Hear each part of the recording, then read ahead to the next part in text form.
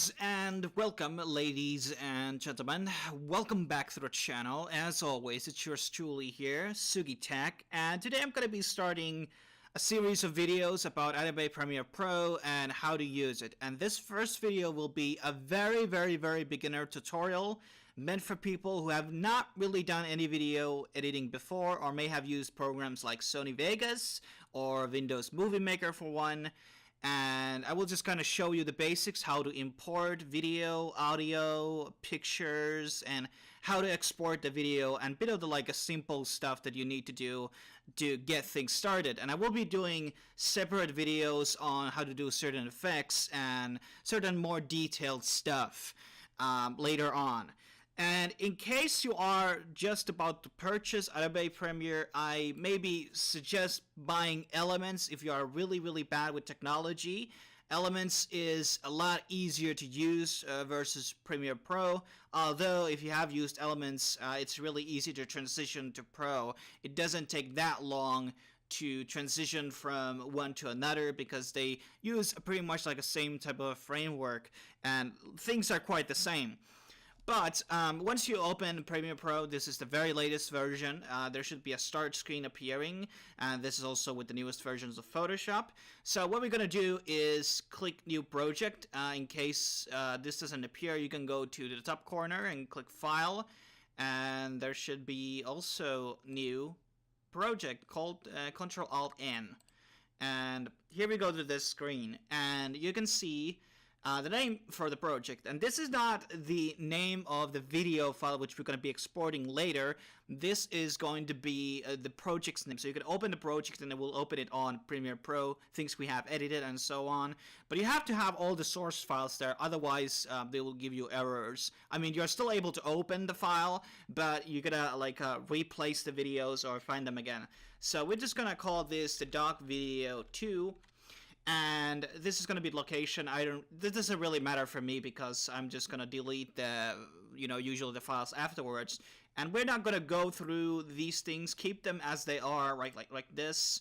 And we're just going to hit OK button here. And now we wait for a while, and we should have this screen here open up with a lot of, there's the timeline here. Here's the video library for things we're going to be importing soon. And there's a lot of effect controls, effect panels. These layout might be a bit different from what you're seeing right now, but you should be having all the same things here. And here, if you click the window button, you can click on which things will appear. You can click the timeline out, or you can put the timecode on, and so on. But we're gonna start with a very simple thing, which is adding the stuff we're gonna be putting in the video. And we go to File, and then we're gonna go to Import, that is Ctrl-I, and we're gonna choose the file we're gonna want to have, and I'm gonna use this doc file. And it should appear here on the bottom or whatever is somewhere down the line, and you can always adjust these things on their size and so on. And we're gonna hold the right click button on the dog file, and we're going to drag it to the timeline, and there will be a plus sign next to the fist, and now it's dropped here. And now you can see there is these lines here. We have the video 3, video 2, video 1, audio 2, audio 3. And here this bottom thing will zoom into the project and stretch it out, and this will give you, and this is the timeline where you can move it, and you can see the video ending. And this video is it's 11 seconds and 17, what is that, it's 11 seconds, okay? And we can even go by frame by zooming in, and we can get to each frame here, and you can see the dog it's drinking water. And obviously, we can, if we want to play the clip itself on its normal speed, we can hit space, and this will happen. It will start to play it from start to finish, and as you can see, the dog is drinking the water, and you can see this going here, and it will end once the video file ends. And as you have already probably noticed, there is no sound. in this particular clip. So what we're going to do is we're going to add a music into this clip. So we're going to go back to import, go back to desktop, and we're going to use a royalty-free track called Off to Osaka. And this, also the audio file, everything, the videos, the pictures, and the audio files will appear on this project library here.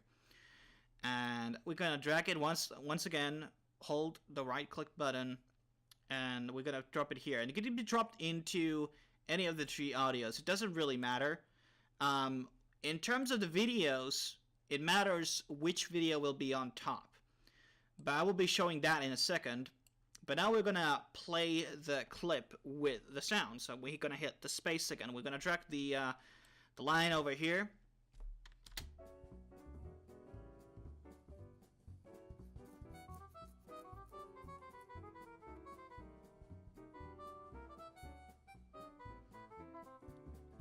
Okay, I hit the space again because it's gonna play the whole song.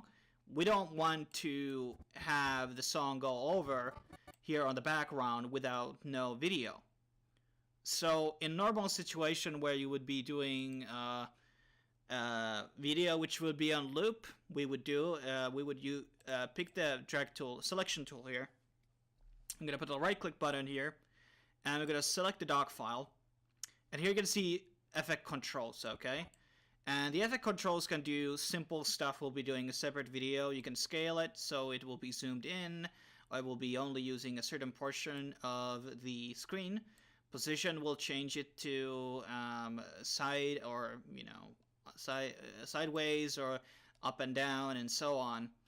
But we're gonna Control Z is the undo button, so we're gonna use that to put it on the original dimensions. And we're gonna just click Control C, and we go into the end of the video. We can zoom in here and go to the very end of the video and Control V, and this will copy the video. So there's 2 doc files. Now it will loop, and we'll start from the beginning again. And normally what I do in the videos, I just copy it till the music stops, and we can select it and obviously the delete key. That works out well.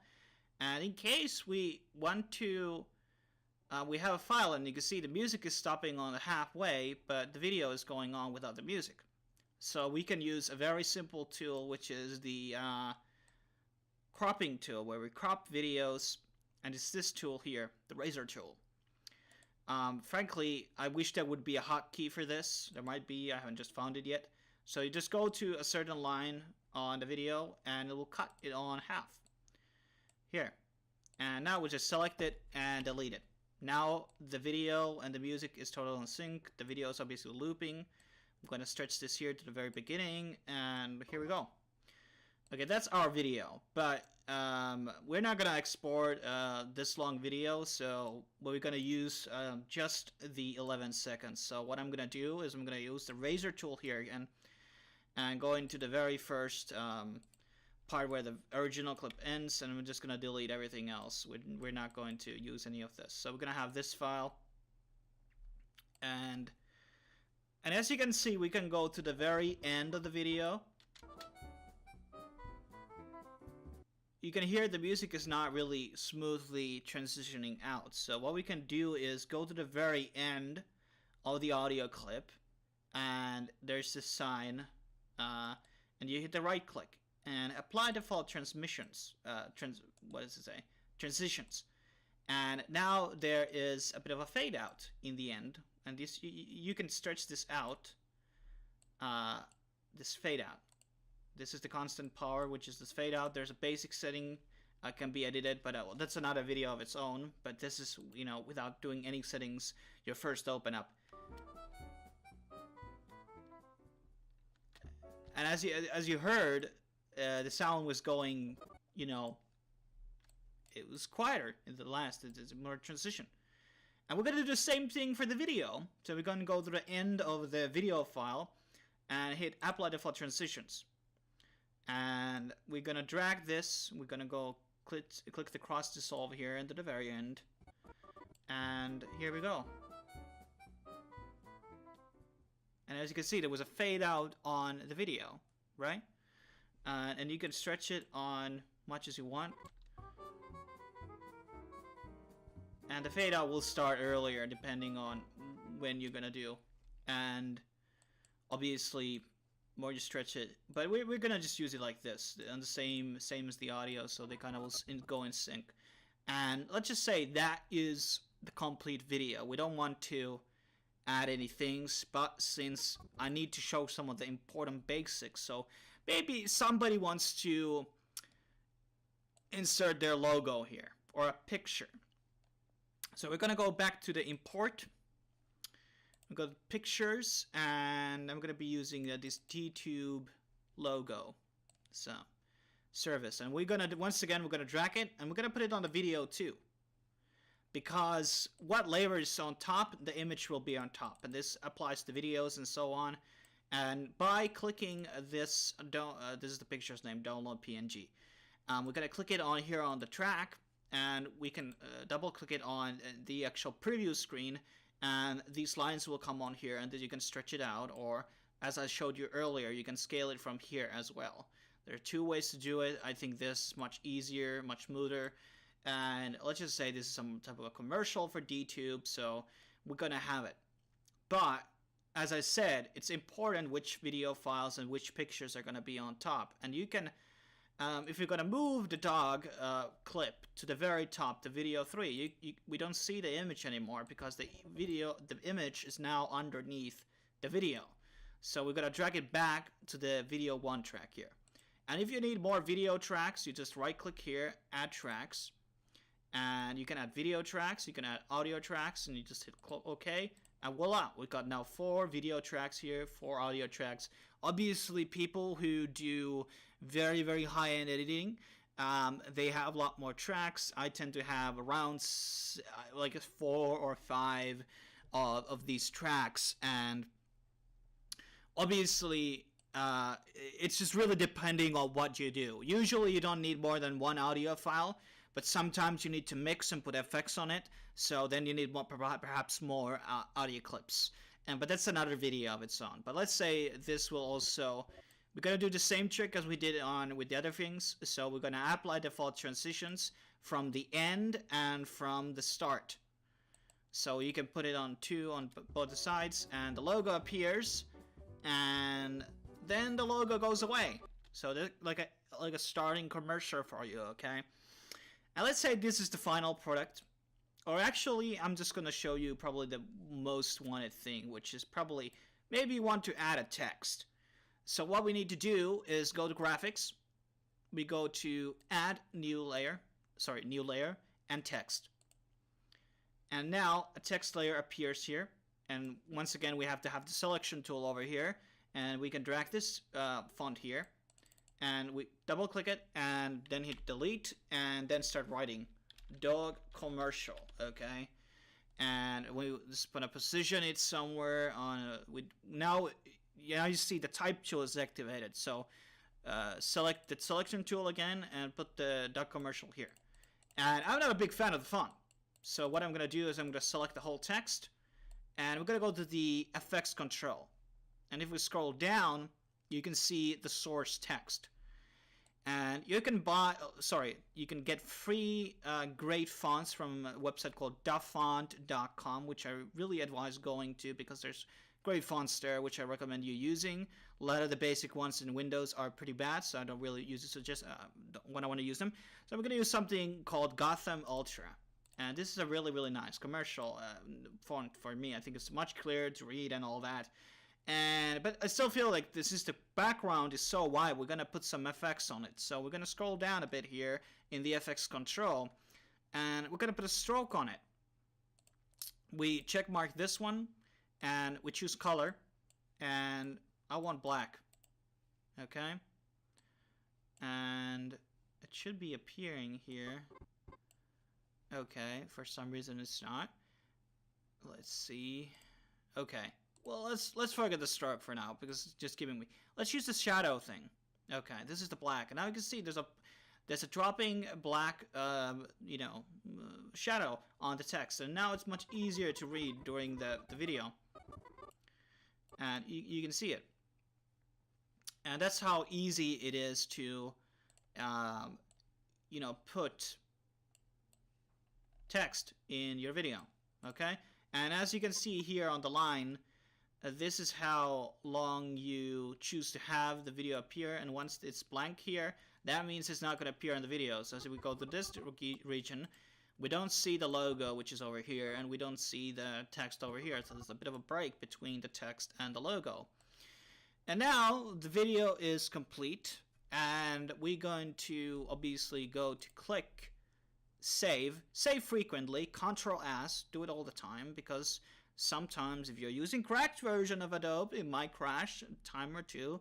So far for me, I don't think it has crashed on me. And what we're gonna go to is export media. This is Control M.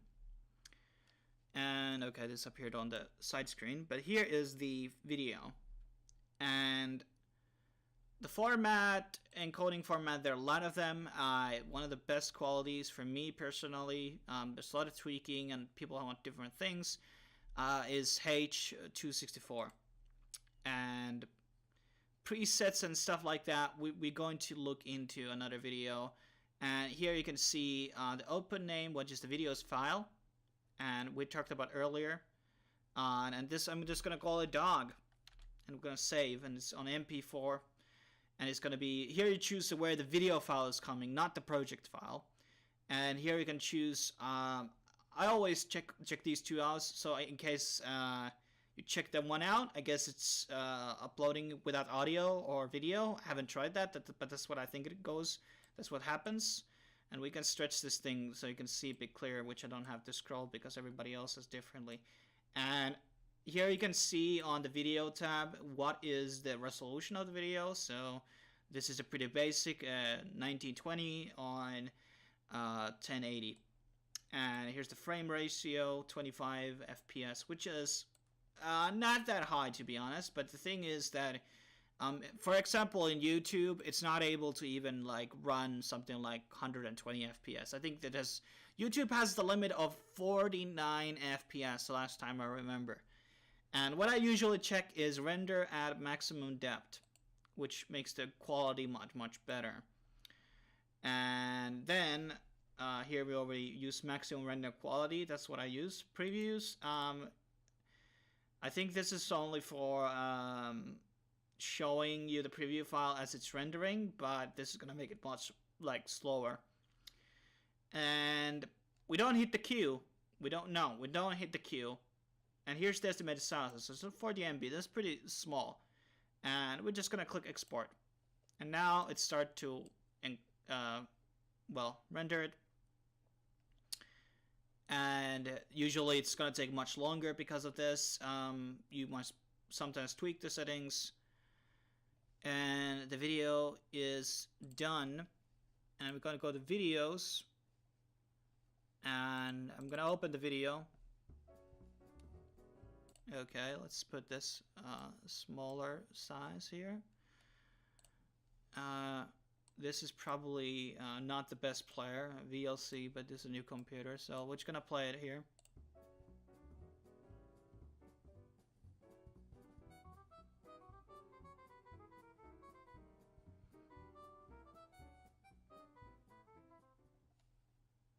That easy. It's not that hard.